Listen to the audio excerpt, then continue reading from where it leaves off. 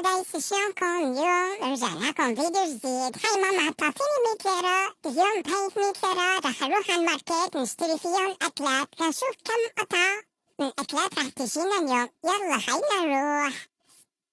يلا يا ماما خلينا ناخد هاي العربانة عشان نحط فيهم أكلات. ايش ماما أنا بدي أدفوس، الله يخليكي. فيني أنا بدي أدفوس لشوف هون إيش في. رح ناخد هون بسكوتات وفي طلي يمي أكلات كتير كتير كتير. يا ترى شو أختار في أنواع وفي كتير شغلات طيبة.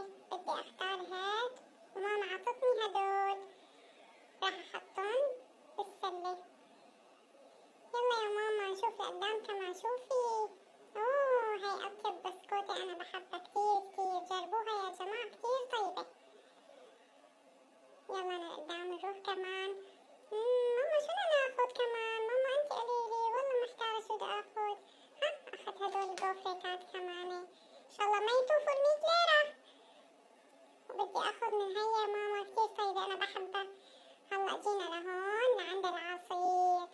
بدي اخد عصير بالكرز وعصير بالدجانة كتير طيبة لانه كتير بحبها انا. يمي. رح ناخد تيبس كمان، هدول 3 أنواع كتير طيبات، 3 كتير طيبات. يلا رح نروح نحاسب.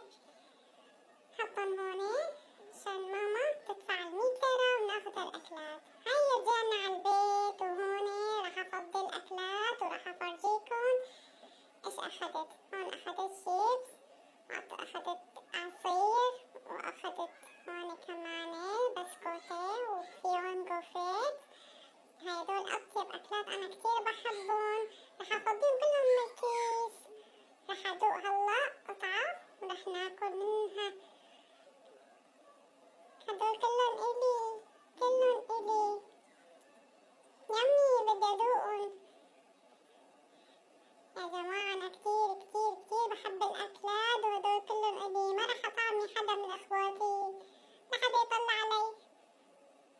هلا بدي أفتح العصير، أفتح هدول الكيكايات ورح آكلهم كلياتهم. طبعا ما رح آكلهم كتير لأني بطني بتوجعني.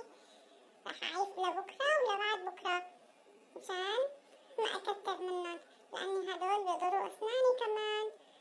هون يا جماعة رح أفتح هاي، رح آكل منه وأدوقها.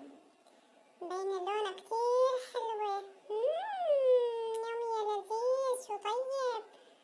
والله يا جماعة دوقوها كتير كتير طيبة، بس لا تكتروا منها أسنانكم توجعكم. ما أحلى ألوانها يا الله، شو كتير حلوة ألوانها. أوكي يا جايز هوني رح أودع